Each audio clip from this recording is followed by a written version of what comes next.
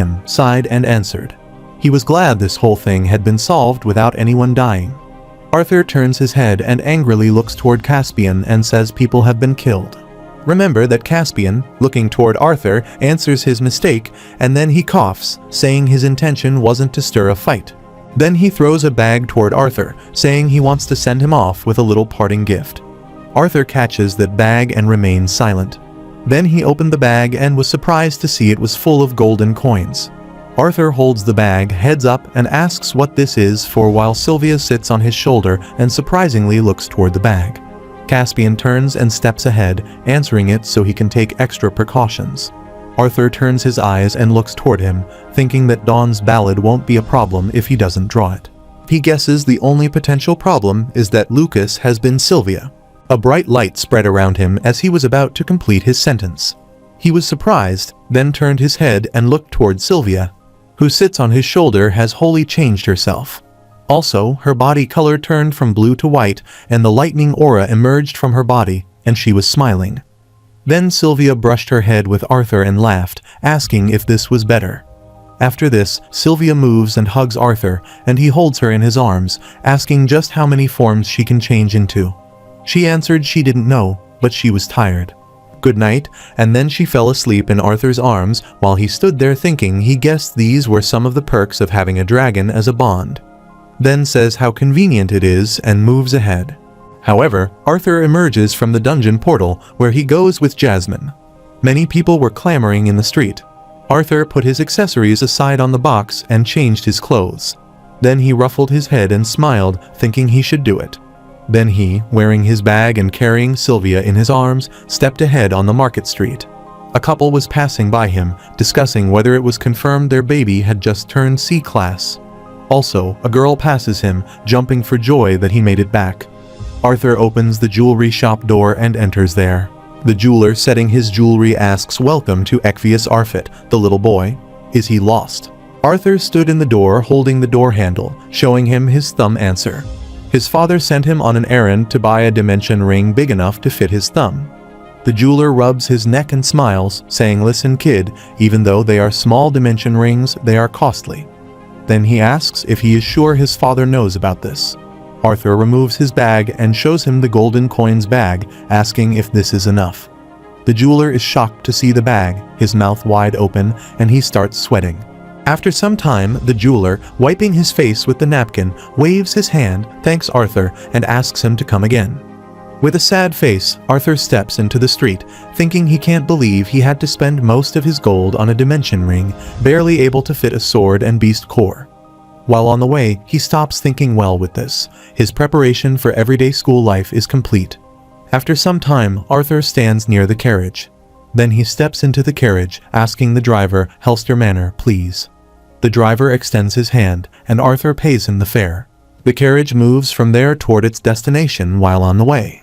Arthur sits in the carriage beside the window, holding his mask, and stares at it, thinking it has already been over 2 years since he first put on this mask.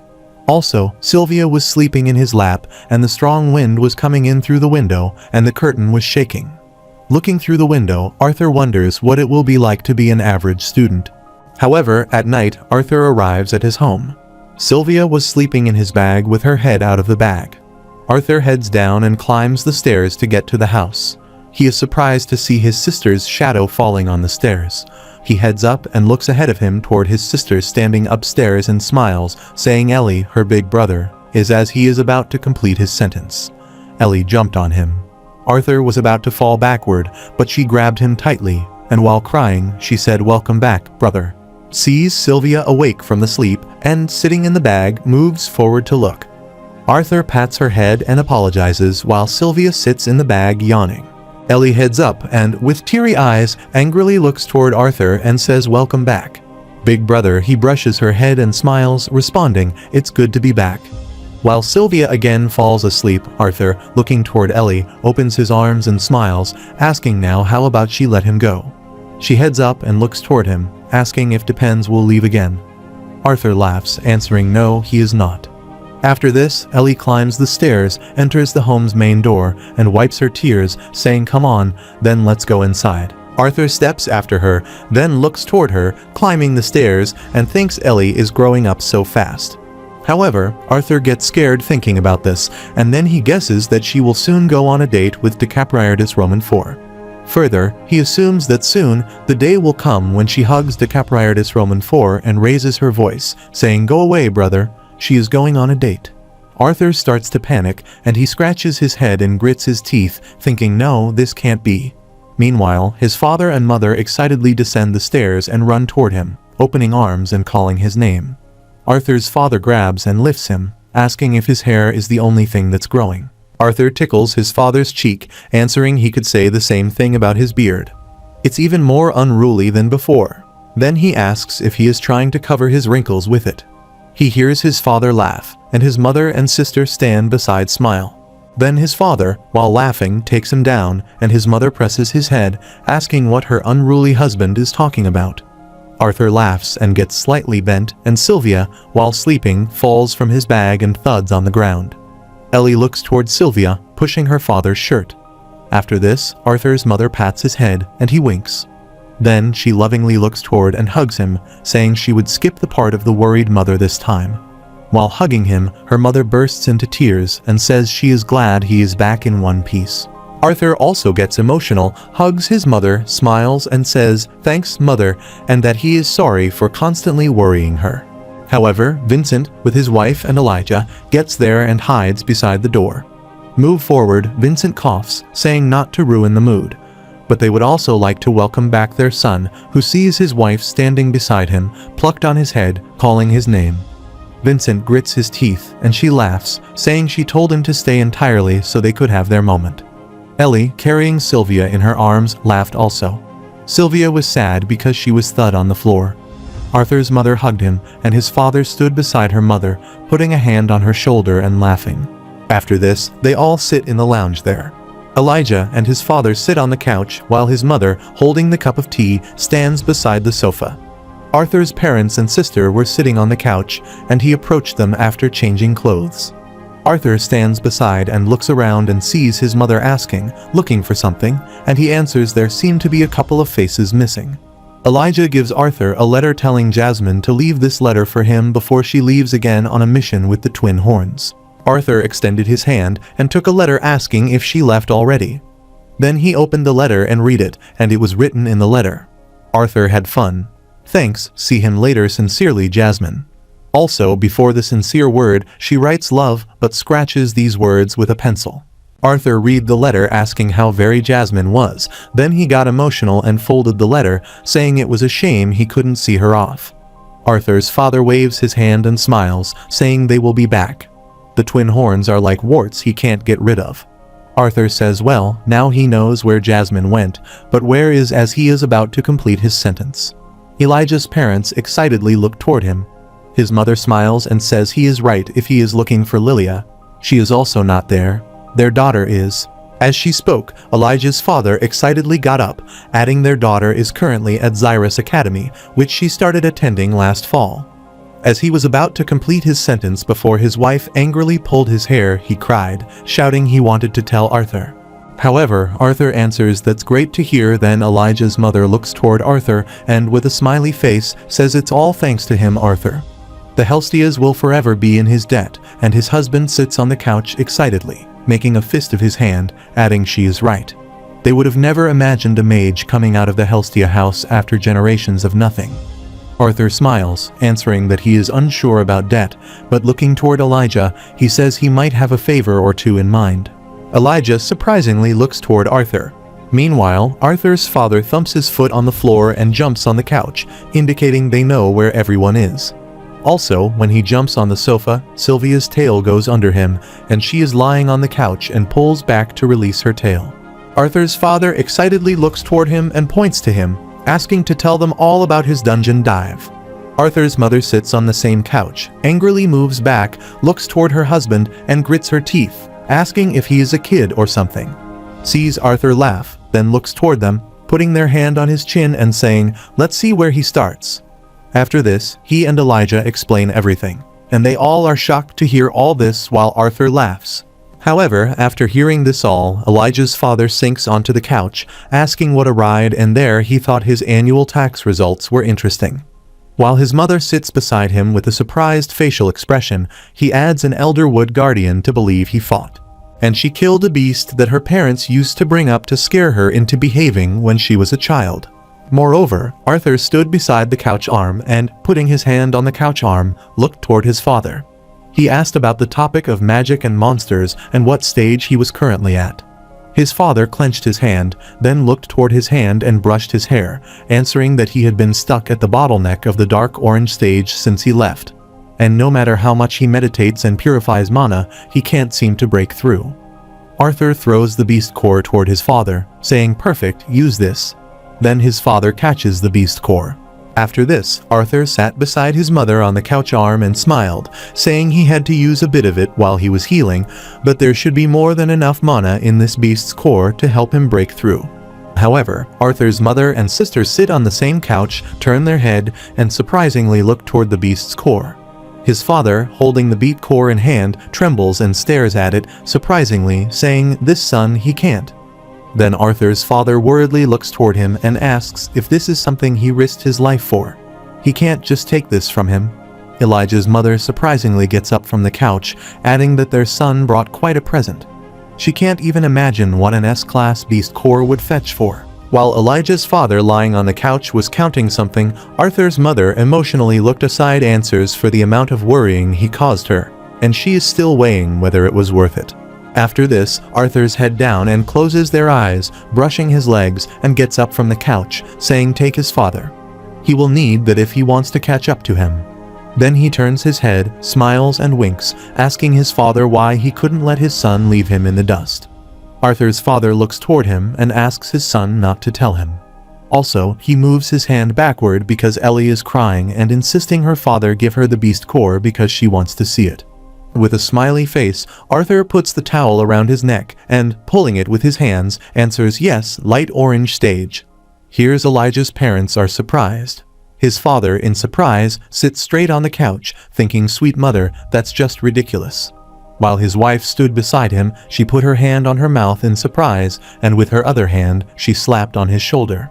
Arthur's father gulps and stares at the beast's core in his hand, then he grabs it and makes a fist of his hand.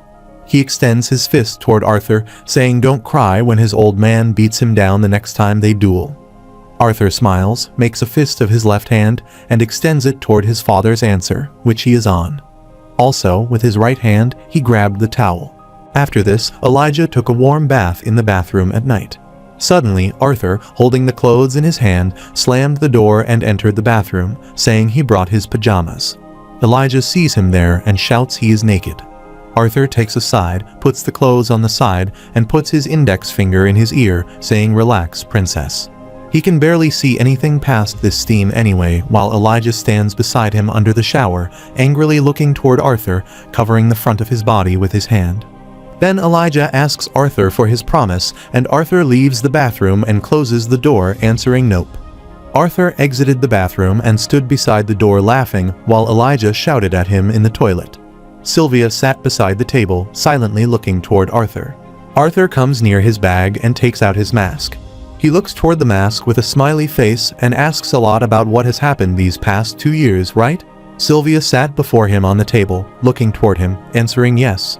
Sylvia even became taller than Papa Arthur, laughing and adding that it was true. Meanwhile, the bathroom door creaks. Elijah comes out of the bathroom, tossing his wet hair with a towel, and tells Arthur it is his turn to wash up. Arthur and Sylvia look toward him, and then Arthur puts his mask in the drawer, answering that he got it. Elijah put the towel around his neck and, wearing his glasses, asked what took him so long. Arthur removed his shirt, closed his eyes, and answered that he needed Uncle Vincent's help with a few matters.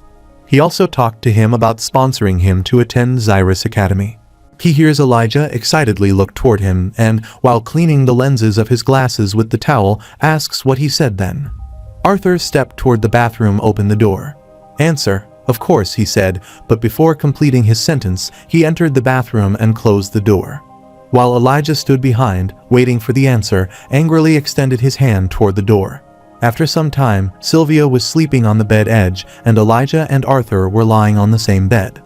Looking up, Elijah says he thinks he will be a student of Zyrus Academy soon. Then he turns his head, asking Arthur if he believes they will learn much. Further, he says Zyasu Academy is considered the best magic school. Arthur is lying beside him, putting his hands under his head and looking up, answering still. They are well above the skill level of the first years there, and he imagines it will be a bit boring. Here's Elijah turns his head and looks up, smiling, answering yes, but there will be students from all of those powerful families. The thought of exchanging pointers with them and learning to control his powers better excites him.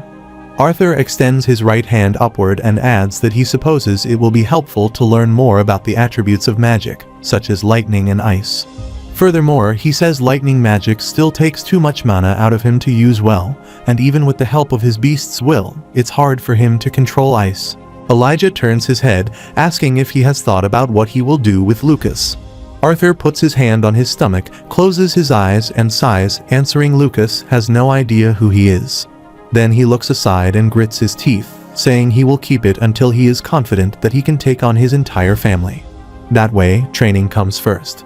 Elijah turns his head and smiles, surprised that he can hold back from going all out against Lucas. Also, Elijah builds a pillow wall between them. After this, Arthur looks toward Elijah and smiles, answering yes. Well, he is still surprised that the first thing he wanted to do before sleeping was build this pillow wall. Arthur, surprisingly looking toward him, asks if this is necessary. Elijah covers himself with the blanket, answering that it's essential. It's already weird that two boys are sleeping on the same bed. Then, Elijah closes his eyes to sleep and hears Arthur flip and move toward him, asking if he would prefer it if he were a girl. Elijah poofs the pillow on Earth's face and shouts, "Shut up, Arthur." They laugh and turn. Elijah peeks through the pillow, asking Arthur, but speaking of a girl, does he think he will be able to find a girlfriend at Zyrus Academy? Arthur gets surprised, then surprisingly turns his head and looks toward Elijah. He asked for such a severe-looking guy. He worried about everyday things.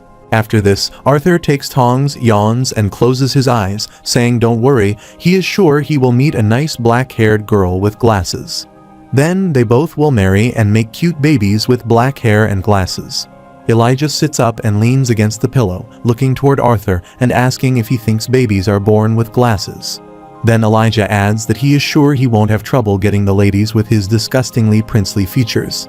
Looking toward him, Arthur smiles, asking if he smells a hint of envy. In response, Elijah asks him if he is smelling just a hint. Then Arthur takes a turn to sleep, saying don't worry. His four-eyed friends, the girls their age, look like babies to him and now get some sleep. Elijah sits behind him on the bed, surprisingly looks toward him, then slightly smiles and wishes him a good night, and then they both fall asleep.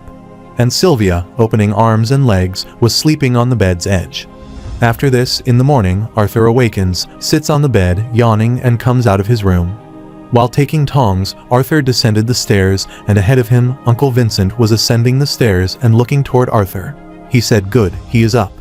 Then he goes to Arthur and, putting his hand on Arthur's shoulder, says he was curious about talking with an inventor yesterday, so he got in contact with one this morning. Arthur, looking toward him, surprisingly asked. Vincent puts his hand on Arthur's shoulder, and they walk down the stairs. Then, walking down the stairs, Vincent says his name is Gideon. He is a famous researcher and one of the most accomplished inventors and artisans in Sapin. Arthur, looking toward him, listens to him attentively, and then they both walk down the stairs. After this, walking ahead, Vincent says he will be back in Zyrus City in 3 days, so they can detour there before joining up with everyone in downtown Zyrus. Here's Arthur adds, asking sounds good, but is something happening downtown that day? Vincent surprisingly asks if he has yet to hear.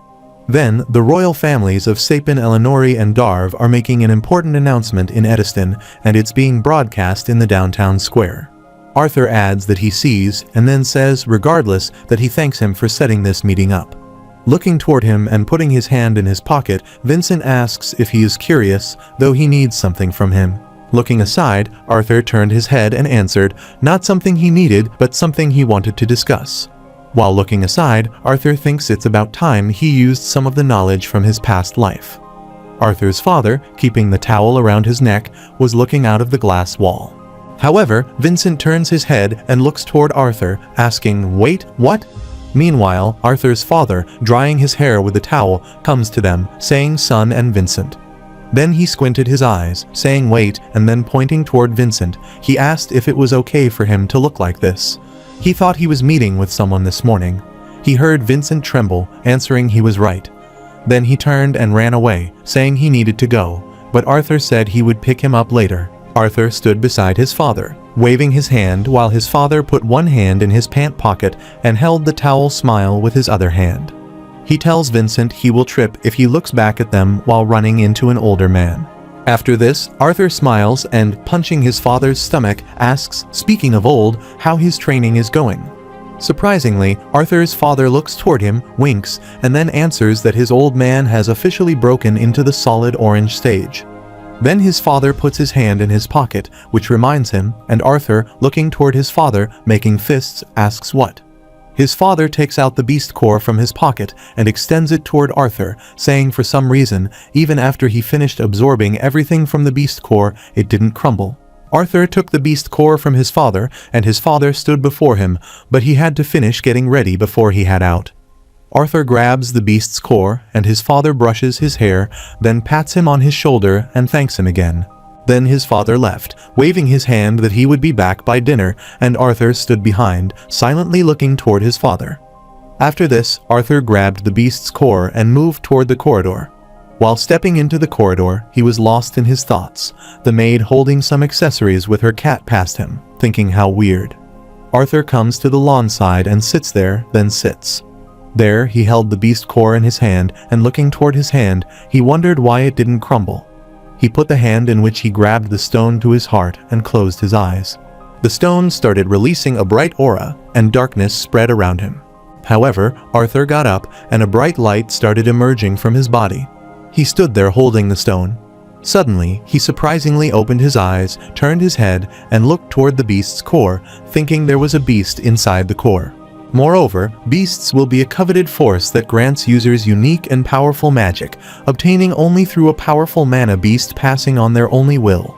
And taken from within their beast core, Arthur grabbed the beast core, looking aside and thinking about what would happen if he integrated with two beasts. Is it even possible? Then he closed his eyes and thought only one way to find out. He grabbed the beast's core and entered the vanishing space where the Elder Wood Guardian was before him. Arthur moves toward the Elder Wood Guardian, flying in the air and covering himself with his mana. A dark aura was released from Arthur's body, and he stood before him, closing his eyes while the Elder Wood Guardian moved toward Arthur. However, Arthur uses his mana to create the Dragon Will, sees the Elder Wood Guardian, and gets surprised, then sends that Dragon Will toward the Elder Wood Guardian. The beast will open its mouth to attack the guardian spirit, but before this, Arthur's attention breaks, and the beast's core falls from his hand and thuds on the ground. Arthur, looking aside, thinks that was close. Then he looks toward his hand and thinks a little late, and his dragon will destroy the Elder Wood Guardian beast's will. Arthur, sitting there, bends and picks the beast's core from the ground. Then, staring at it, he wonders why Father couldn't absorb the beast's will. Therefore, Arthur remembers the Virian lesson when he tells him the beast's element and the mage's element attribute must be compatible, and don't forget it. Virian points his finger toward Arthur's cheek and shouts at him, don't forget Arthur's smile, thinking right. Then Arthur smiles and feels if that's the case, he knows exactly who to give this to, and he wonders how she is doing. However, the next few days flew by in a daze. While he made sure to continue training, he always made time to hang out with his family. Spending the days how an ordinary boy would, Arthur spent more time with his family, and during that time, he continued training. In the physical fight, he picks Elijah and throws him on the table, and the table gets cracked. After some time, Arthur and Elijah slept in their room with Sylvia. Ellie creaks their room door and enters, wishing them good morning, brother. Then, looking around, Mother says to come down and eat breakfast. Standing at the door, her eyes fell on Arthur, who was lying on the bed and putting his legs on. Elijah was talking in the sleep. In sleep, Arthur asked the jeweler shop owner if he wanted that fancy dimensional ring. Also, Sylvia was sleeping on Arthur's head. Ellie steps toward Arthur, saying their mother told them to prepare for the announcement day. Then she looked toward Arthur, calling who was snoring. She looks toward Arthur, smiles, and pulls on her dress, saying, "Dear brother, wake up." Saying this, she jumps on Arthur. However, Arthur and Sylvia slam Arthur's thud on the bed while Sylvia slams Elijah, and Elijah, in a sleep, fearfully shouts and gets up. Arthur, lying on the bed, feels dizzy smoke coming out of his mouth, and he, in a sleepy state, shouts at Ellie, saying she is too big to be doing this. Ellie, putting their hand on her mouth and lying on Arthur, asks if he calls her fat brother. Arthur turns, answering that they are teaching her some weird things at that school for proper ladies. Ellie sits beside him and pats him on his back. Then she pats Arthur's back and gets up, saying be sure to get ready and go down for breakfast. Mother, and she is heading there first with Auntie Tabitha. Arthur turns, gritting his teeth, while Elijah, in a sleepy state, sits up while Sylvia, lying on Elijah's head, falls as he sits up. After this, while hamming, Ellie moves toward the door, and Arthur sits up, asking her who she takes after to be so violent. Elijah sits beside him and extends his hand, adding he knows the answer. Moreover, Arthur, Elijah, and Vincent move from there to announce their carriage. The carriage clanks and passes through the street where people are clamoring. However, when they arrive at their destination, the carriage driver opens the carriage door for them, and they exit the carriage one by one. Both Arthur and Elijah step ahead while Vincent exits the carriage. Arthur puts a hand on his stomach and asks Elijah if he is hungry. Looking toward him, Elijah answers he is not surprised after seeing how much food Sylvia stole off his plate. Then Elijah, pointing aside, says he will check out some of the stores nearby, and Arthur surprisingly asks him if he even has money to buy anything. Setting his glasses, Elijah answers, unlike someone else, he has been saving what they earned from the dungeon. Those words stab in Arthur's head, and looking aside, he adds he is lucky. Further, Arthur, pointing aside, asks Sylvia, who sits on the ground near him. Sylvia goes with Elijah while he visits Gideon, and she nods, answering okay. Sylvia, from behind, jumped on Elijah's neck. Elijah was about to fall upward, and then he waved his hand. Arthur stood behind Vincent, waving his hand. After this, both Vincent and Arthur knock on the door. The door creaks, and a guy named Himes opens the door, saying Master Gideon is not. As he was about to complete his sentence, looking toward Vincent, he stopped there and came out of the home. Then, putting a hand on his heart, he bends before Vincent greets him and asks him to come in. In response, Vincent says, "It's been a while." Himes, while Arthur stands beside, sighs. Himes took them to the room where Gideon was. Himes was stepping ahead, and both Arthur and Vincent were following him. As Arthur enters the room, he feels the lousy smell there, and he puts a hand on his nose and asks what that smell is. Himes responded, asking a more straightforward question, "What isn't that smell?" That room was filthy. Everything was scattered. Even chickens were roaming there, and it didn't smell bad. There was a pile of dirty clothes and garbage, and that pile was rustling. Arthur, looking toward that side, shouts something's moving over there. Meanwhile, Gideon spurts out of that pile of clothes and angrily calls Himes, saying he thought he told him not to let anyone. Then, looking toward Vincent, he surprisingly says it he. Vincent sees he has come to bother him again. Vincent makes an angry face, answering he acts like he didn't call him beforehand. Gideon, wearing dirty clothes, stands up with his back to Vincent and Arthur and fips the pent, which is lying on his shoulder, away. Also, Gideon himself was filthy, and his appearance confirmed that he had yet to shower and change his clothes for a long time. With a tired facial expression, he answered that he was just particularly tired of seeing people these days, and he had already had over a dozen messengers from the royal families this past year.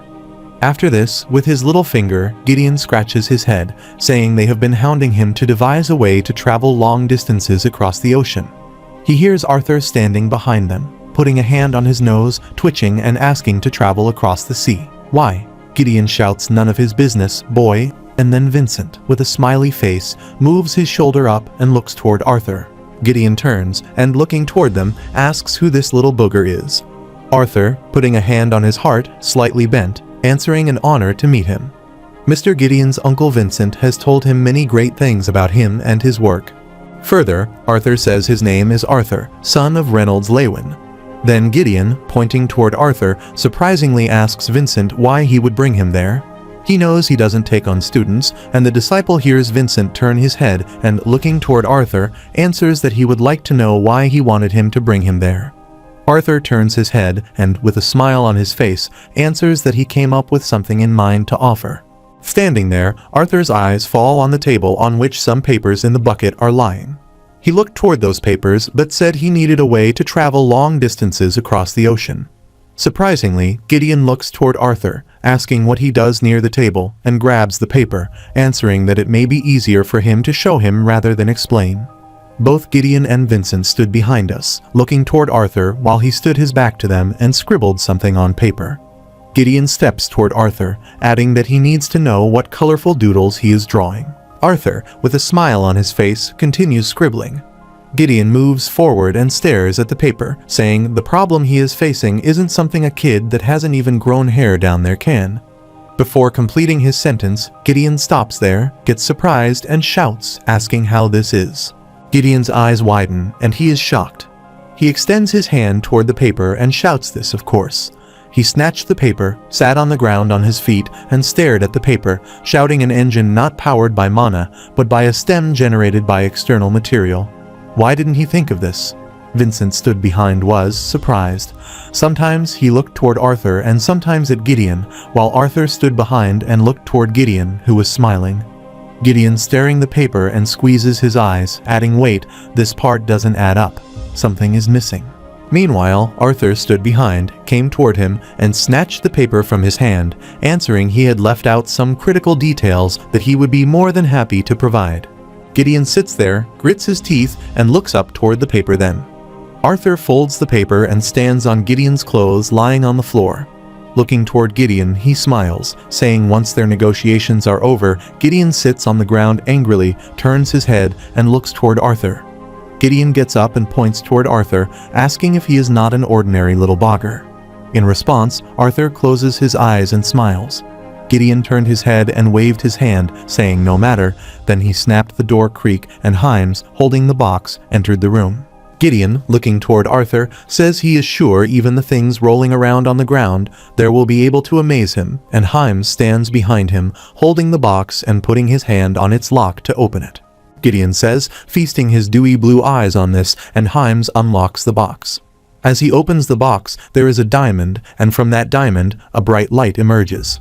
Vincent, looking toward the diamond, gets surprised and, with their surprised face, says that it's an ironized diamond.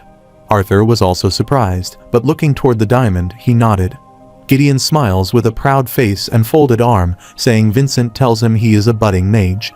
This is one of the most valuable gems on this continent and can store 5 times its size in mana. Vincent grits his teeth and points toward him, an answer he doesn't think budding is quite the word he used. Arthur shakes his head, adding it's nice but unnecessary for him to hear Gideon answer unnecessarily. He says no matter. Then Gideon turns and looks toward Himes, waving his hand and asking him to bring over all the items on the middle shelf or row C.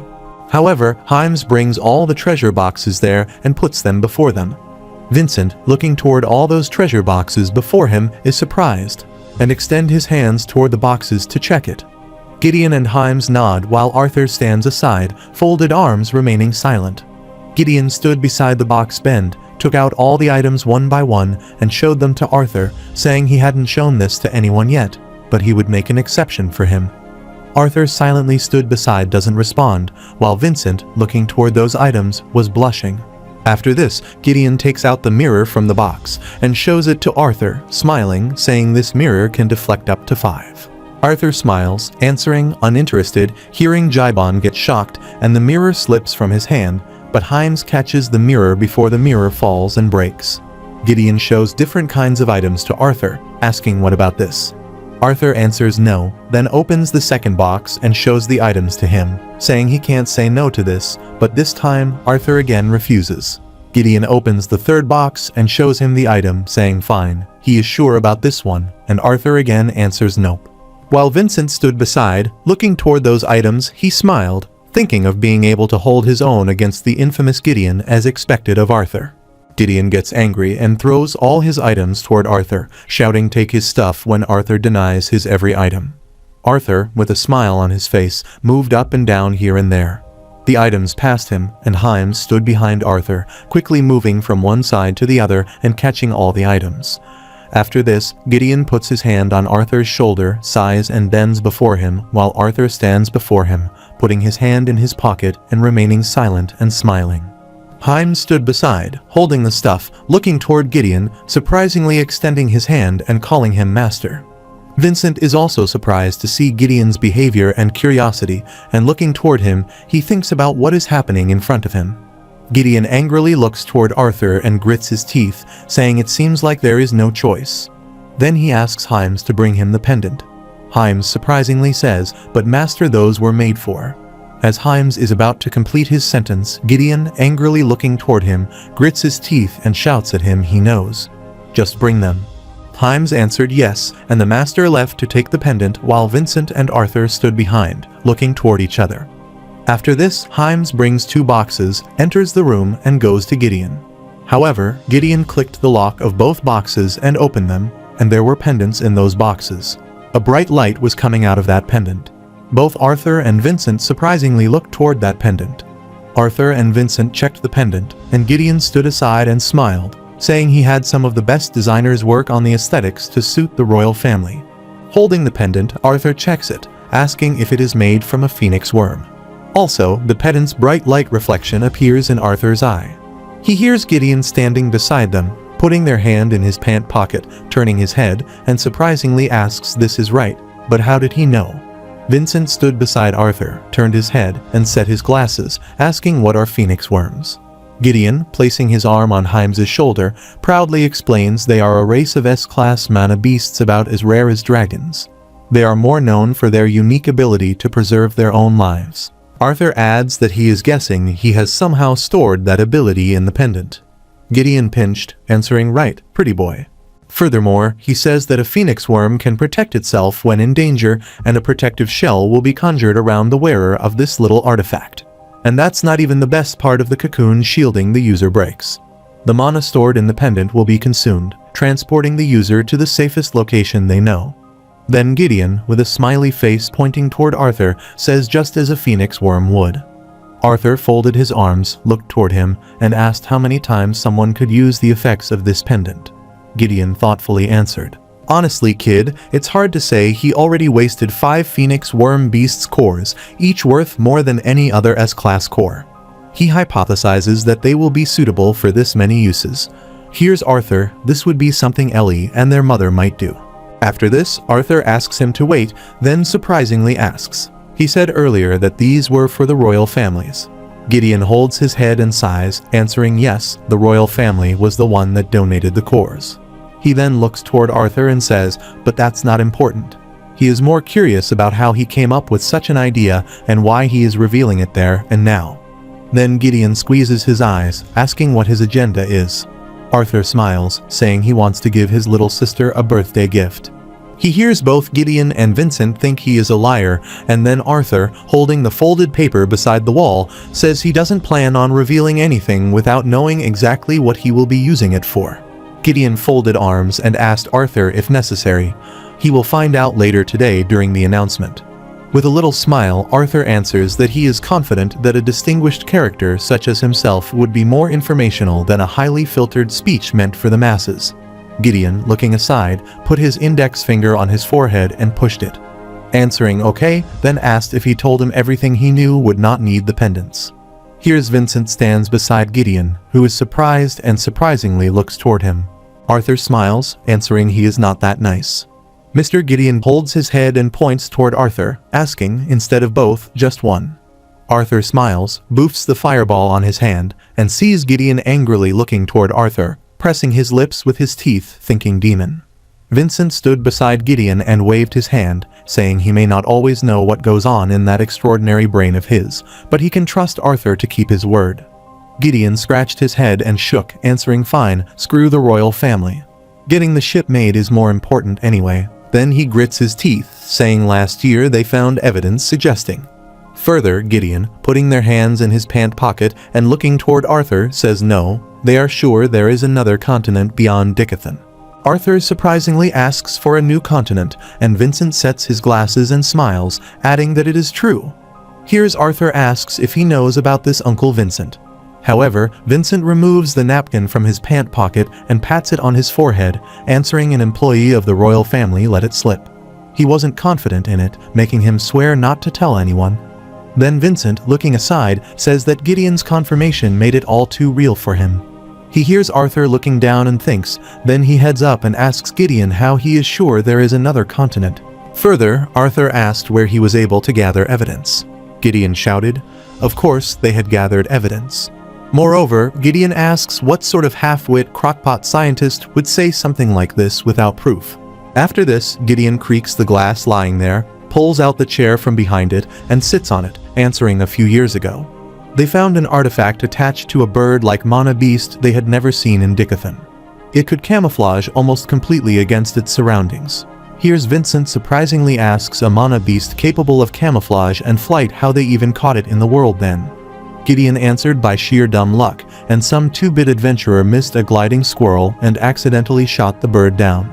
Then Gideon, looking down, waving their hand, says anyway, attached to it was an artifact so complex that he could barely figure out what it did last year, which confirmed everything.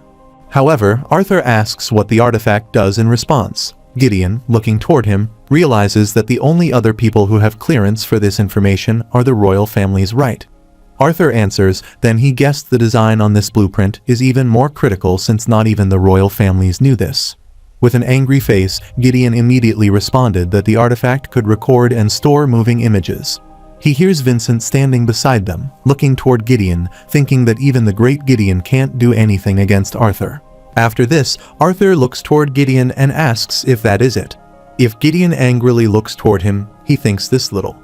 Therefore, Vincent smiles, adding that he does prove it, while Arthur says he is not following, and then asks Vincent how that proves anything. Further, Arthur asks if it isn't possible that some unknown artificer in Dicathan made it. Vincent answered. He mentioned before that he would introduce him to one of the most accomplished artificers and inventors he knew. Then Vincent stood beside Gideon, opening arms, saying Master Gideon is beyond just performed, and he is the most excellent artificer by far in the history of Dicathan. Arthur asks if he is really, and these words poke in Gideon's face, and he, with an angry face, thinks that hurts. Vincent stood beside laughed. Then Gideon sat on the chair, pointed down, and raised his voice. It's true. Bring any artificer on this continent. He would bow so profoundly that his forehead would be underground. He hears Arthur smile, saying so because even the supposed best artificer in Dicathan could barely figure out the technology behind the artifact. Then Arthur asks the royal family's assumption that the artificer who made it is from outside Dicathan. Gideon gets speechless, then he looks aside and coughs, saying that as well as the fact that the artifact had detailed moving images of all 3 kingdoms, while thinking does he have to phrase it that way? Arthur head down and closes his eyes. Answering, he sees Gideon come near him and angrily looks into Arthur's eyes and asks if he sees that's it.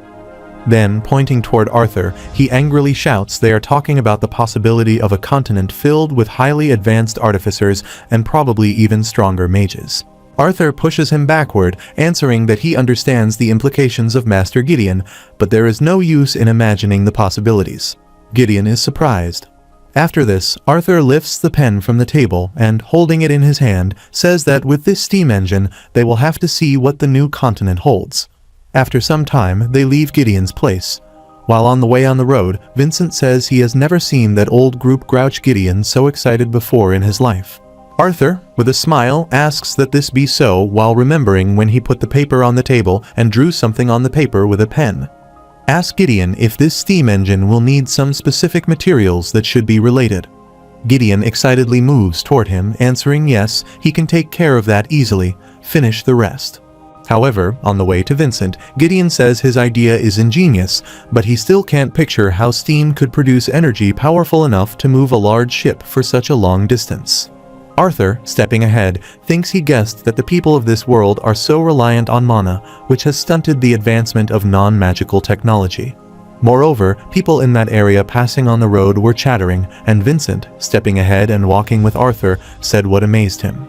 Even more though, is that his parents don't make a bigger deal out of everything he is capable of. Further, he says he wouldn't have missed this opportunity if he were his father. Looking toward his hand, Arthur thinks, well, thanks to that, he was able to use a relatively harmless technology to get something valuable for his family. Then he makes a fist of his hand and stares at the ring on his thumb, thinking, but to think that there might be a continent outside of Dicathan. Arthur remembers Gideon's words when he shouted at him, asking if he could see if that was it. They are talking about the possibility of a continent filled with highly advanced artificers and probably even stronger mages. Remembering that time, Arthur smiles, thinking this is just the beginning. Meanwhile, Sylvia telepathically contacts him with Papa's small glasses, and she heads toward his big glasses. They see him. Also, the big glasses man was nobody else but Vincent. Vincent, head down, stepped ahead and asked Arthur if he couldn't believe his sister's birthday next week. Arthur doesn't respond. Meanwhile, Elijah and Sylvia, waving hands, step toward them, and then the two join them, and they move from there. While on the way walking, Elijah, looking toward Arthur excitedly, says he can't wait for the announcement today. He heard from Elder Radias that the three kingdoms have been in talks of unifying. Here's Arthur thinks if that's the case. He wonders if the unification involves discovering the new continent that Gideon mentioned earlier. Vincent winked, adding he knew what would happen but wouldn't spoil it. Suddenly, on the way, Elijah looks at the other side of the road. There, a group of people are beating a boy. Looking toward that side, Elijah says something over. Both Arthur and Vincent turn their head and look toward that side. The boy, while lying on the ground, putting his hand on his stomach, requested that he don't do anything. That group of people holding sticks in hand surrounds him. A boy with brown hair brushes his hair and smiles, asking if he didn't do anything. It's bad enough that there are dwarves in Xyrus Academy now, then he asks, but he dares to go against school rules. Then that guy placing iron rod on his shoulder slightly bent before that boy smiled, asking, protecting himself with mana. Doesn't he know that using magic outside of school grounds is forbidden? That boy is looking toward him grit. Then the guy with brown hair asks him to withdraw his mana. A bright light emerges from that boy's body, and he tries to get up from the road, saying but. The brown-haired boy raises his hand, holding the iron rod, and shouts. He says, withdrawing as he is about to complete his sentence, but before this, Elijah slams into him, shouting that's enough. The guy with brown hair was about to fall backward, but he got up and angrily looked toward Elijah, gritting his teeth. Elijah stood before the boy lying on the road and asked him if he was okay if he stood. The guy with brown hair stood behind, angrily looking toward Elijah, saying he didn't believe this. Elijah grabs that boy and lifts him, and he stands with difficulty with his arm on Elijah's shoulder. Then Elijah stepped ahead angrily, asking the brown hair guy how dare he do this to him as Elijah was about to complete his sentence. The brown hair guy slaps Elijah's face, and his glasses fall away from his eyes and clatter on the road. The brown hair's guy angrily asks Elijah if he should be asking him the same thing. How dare he interrupt his fun? However, Vincent stood aside, grabbed Sylvia, looked toward them, and raised his voice.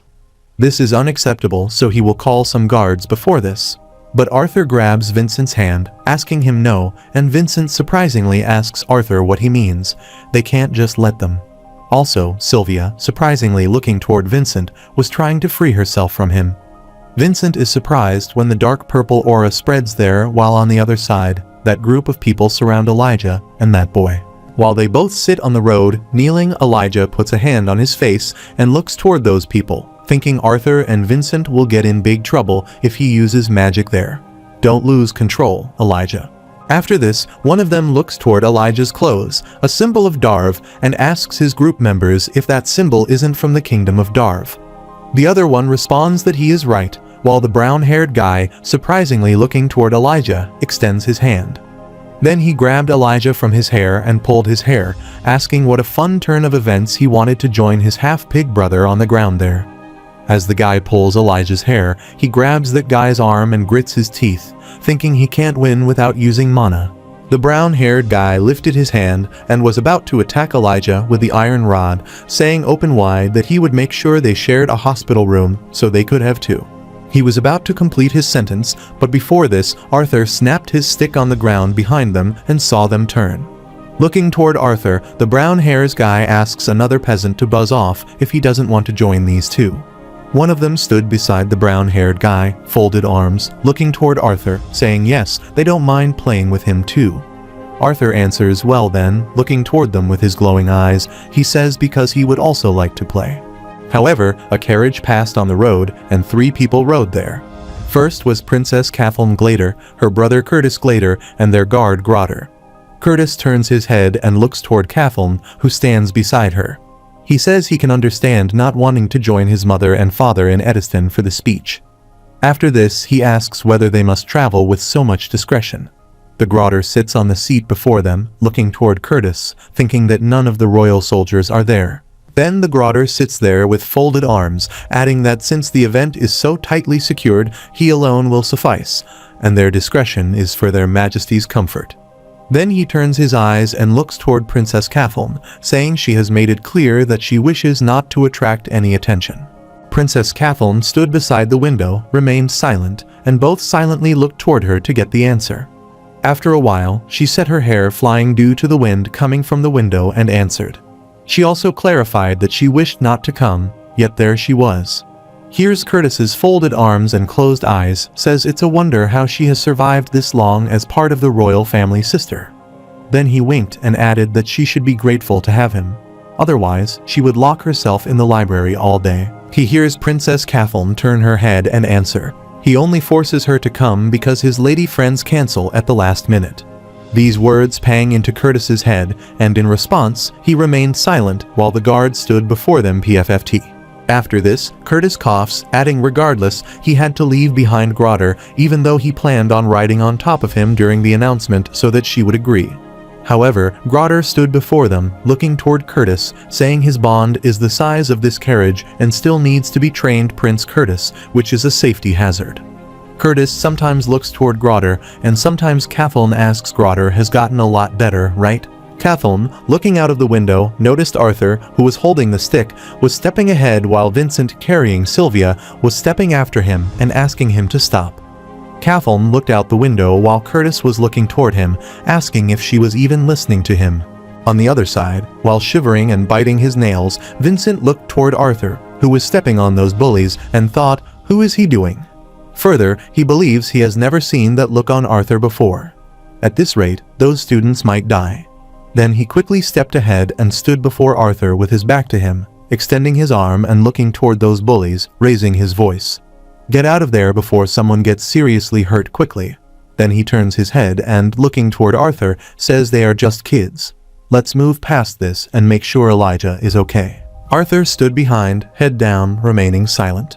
Then, a guy from those bullies pointing toward Vincent laughed, looking at this older man trying to protect the kid. How embarrassing.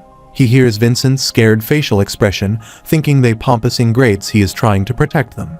While Sylvia sits on Vincent's arm, she turns her head and closes her eyes.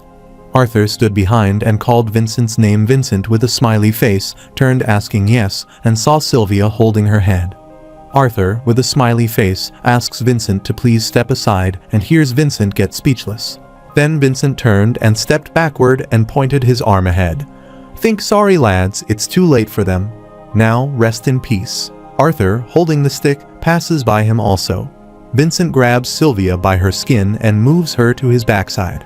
The guy with green hair from those bullies extends his hand and takes the iron rod from his team member's girl, saying he will handle this.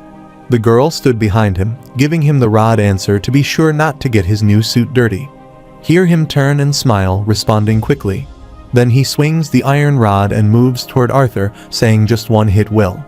Meanwhile, Arthur thwacks his stick on him and falls backward. The boy's rod slips from his hand and falls away. After seeing this, all the bullies are surprised, and Elijah smiles.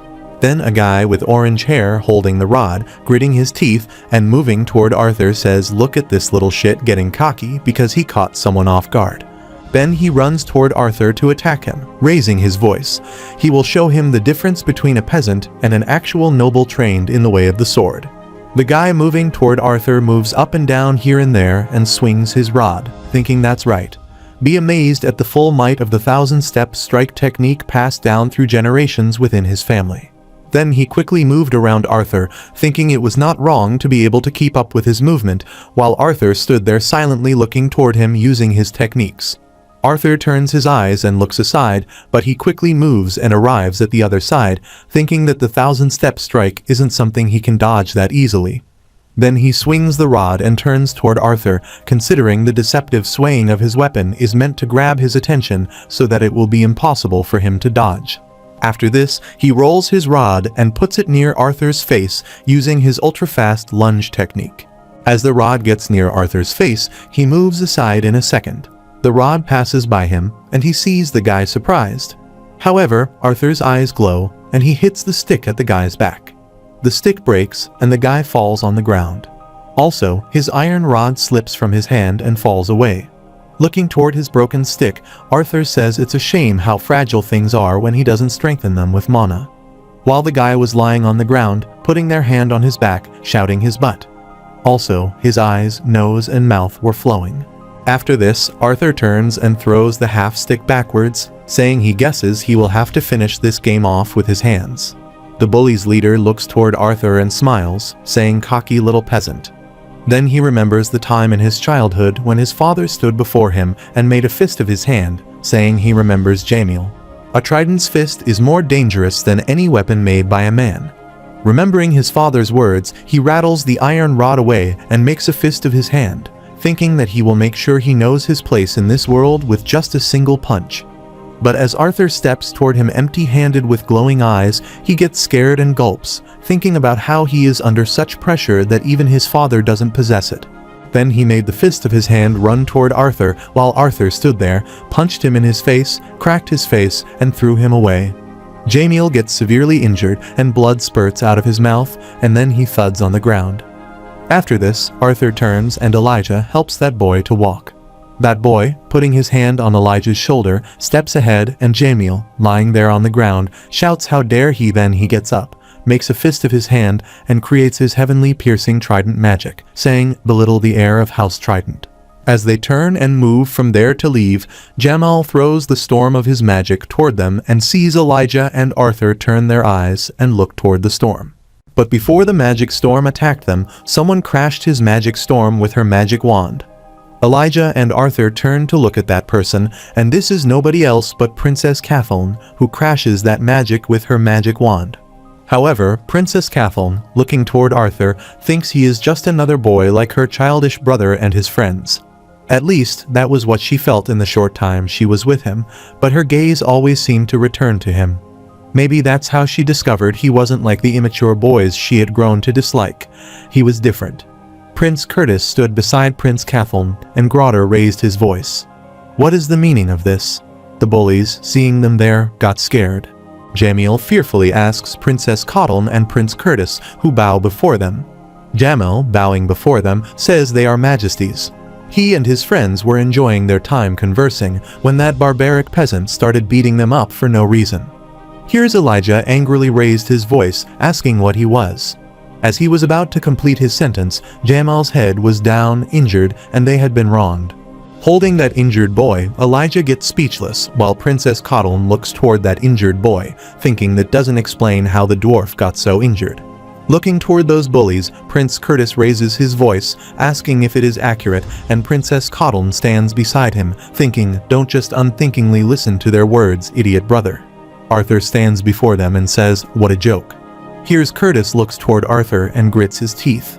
While the two bully boys bowing, they look toward each other, thinking, did he call the Prince of Seinen a joke? Jamil's head down smiles, and Grotter angrily grabs Arthur's shoulder from behind, asking how dare he speak so casually to the Prince of Seinen. Arthur grabs Grotter's hand, turns, looks toward him with glowing eyes, and apologizes. His speech tends to turn crass when he hears bullshit. Grotter's hand trembles, and he makes a fist of his hand, and looking toward his hand, which Arthur garb, he thinks, how is such a small boy so strong? Meanwhile, Vincent comes between them and releases Grotter's hand, saying, please excuse his nephew. Then Vincent, looking toward Curtis and Grotter, explains what he meant to say, that the boys are lying over the ones. Prince Curtis, looking toward Vincent, surprisingly asks Mr. Vincent Helstia what he is doing there. Vincent, putting their hand on that injured boy's shoulder, answered they were on their way to the announcement in the plaza when they came across this group of hooligans bullying this poor boy. Meanwhile, the boy's blood riches and thuds down. Curtis is surprised, then angrily looks toward Jamil and asks if he dares lie. What is his name? Jamil's head up to wipe the blood that was flowing from his nose with his shit sleeves. Then he gets up and answers that he is Jamil's firstborn son of House Trident, His Majesty. Here's Curtis gets surprised and surprisingly thinks of the House Trident. This is getting complicated, and he has no mistake using potentially lethal magic just now. However, the Trident House is a significant donor to their family and Xyrus Academy, and who knows how the Trident House will react if something happens to their heritage. At the same time, Jamil stood before Curtis, smiling slightly because he was proud of his family's social reputation. Princess Coddle adds her point about Jamil Trident and his use of magic on public grounds as she is about to complete her sentence, but before this, Prince Curtis extends his arm before her and stops her there. After this, Prince Curtis says in the end, no one was seriously hurt, so if everyone agrees to get past this then. Jamil's head down and smiles, thinking that's right. The royal family cannot touch him with how much gold his father pours into this kingdom. Jamil heads down there and gets surprised when Arthur asks Uncle Vincent if he has a two-way communication scroll on his right. Vincent gives Arthur that communication scroll, asking him to do it, but what is he? While Curtis stands there, he surprisingly turns and looks toward them. Arthur communicates with Cynthia Goodsky and sees Jamil angrily looking toward Arthur, thinking, fool, how dare he call the director of Xyrus Academy herself. However, Cynthia Goodsky, on video call, asks Vincent if he knows she doesn't appreciate Sudden as she is about to complete her sentence. Arthur answers, Arthur Lewin. As she learns it's Arthur, she excitedly says she is so happy to hear from him. It's been so long. Everyone there gets surprised, thinking, what is this sudden change in Cynthia Goodsky's tone? Arthur turns his head and, looking toward Jamil, says he needs her to expel a boy named Jamil Trident and his group of friends from her academy for racial bullying and the use of lethal magic in the city. She hears Jamil flinch and his friends get scared. In response, Cynthia answers to hold on. Then she asks, what's this all of a sudden? Wait, did he say Jamil Trident? After this, she says she doesn't think it. Then she stops there and hears Jamil smile, thinking that's right, even if that peasant is close to their director. There is no way she would side with him, considering how much his family has given her school. Arthur asks her if she still wants him to attend her academy, and Cynthia answers while Curtis stands behind. She sees this and is surprised. Cynthia thumbs up, answering Arthur. They are expelled and see all the bullies get surprised and shout, while Vincent and Sylvia smile. After some time, all the bullies get separated from each other. Jamil sits beside her, and her mother contacts him on a communication scroll. Her mother was yelling at him, asking why she got a call from Xyrus Academy saying he was expelled. Explains himself now while Jamil fearfully answers her mother and listens to him. Also, they took that injured boy to the hospital in a carriage, and Elijah stood beside was watching them. After this, Curtis comes to Arthur with Gordur, asking him to apologize for his behavior earlier. It was unbecoming for a prince to be swayed so easily. Arthur, bandaging his hand, looks toward him and smiles, answers he apologizes for earlier as well. His emotions got the better of him. Curtis turns and closes his eyes, saying he has every right to be House Trident or not. He is glad those students won't be at Xyrus, and there is no room for racism in this continent. Arthur nodded as they talked while Princess Coddle, sitting in the carriage, watched them through the window. Curtis steps into the carriage, saying what a headache. Then he sits on the seat, closing his eyes, saying he vaguely remembers feeling this way when they first met, but that Arthur's kid is a pretty stranger. While Princess Coddle is looking toward Arthur through the window, she doesn't respond to him and sees Curtis looking toward her and asks if he is a good kid, but still is, she is ignoring him again. Then Curtis's eyes fall on Arthur, who stands outside, and he understands that Coddle is looking toward him. Moreover, Princess Coddle, standing in the carriage and looking out the window, calls Arthur. In contrast, Arthur stood his back to the carriage and stepped toward the announcement hall with Elijah, Sylvia, and Vincent. Arthur stopped there and turned to listen to her, and she stood in, asking if he would like to have some tea together sometime. They both look at each other. Arthur answers yes and hears her squeeze her hand with the window slide, then looks toward him and says she will see him at school. Also, her hair was flying, the weather changed, and the flowers appeared around them. Arthur looks toward her and smiles, then puts a hand on his heart, head down, and closes his eyes. While Vincent, Elijah, and Sylvia behind him are surprised, Arthur turns while Prince Coddle sits in the carriage seat, squeezing her leg with her hand. The carriage started to leave while she was sitting there and was still looking through the window toward Arthur. See Curtis shake Grotter, asking what that was. Is that his cold, heartless sister? While Coddle sits in the carriage looking toward Arthur, leaving, he thinks he is different. Arthur, with his companion, steps from there, and on the way, Elijah tells him, man, if he could use magic, he would have pounded them to the floor. Vincent adds his point in the conversation, his blood pressure, and then the three move from talking. However, they arrived at the announcement area and a massive crowd of people clamoring there. Arthur, with his family members, steps ahead. While on the way, Ellie feels something strange with Elijah. She points toward his cheek to ask why his cheek is all puffy. Elijah gets surprised, putting his hand on his cheek, asking well about that. Arthur was also stepping after him, and Sylvia sat on his head. A flying insect lands on Sylvia's ear, and she kicks the insect with her foot and throws it down. Looking around, Arthur thinks all these people are about to discover another continent out there. Then, looking at people passing by him, he wonders how they all react and what is bothering him. It is a fact that this continent has been spying on Dickathon using camouflaging mana beasts and recording artifacts. Furthermore, he thinks they would only do that if they were scared of them or had malicious intentions. Then, looking down, he guessed he did the right thing in expediting Dickathon's ability to reach this new continent. If they are hostile, they can launch a preemptive attack, and as he thought, this is all. Suddenly, his mother stood ahead of him and asked if there was something wrong with Arthur, and he looked down and snapped out of his thoughts. Then she, with a worried facial expression, asked him to look even more distracted than usual while Ellie stood beside him, checking Elijah by pressing her index finger into his cheek. Arthur looks up at her mother and smiles, answering that not everything is fine. He hears his mother, with a smiley face, say, well then, she will keep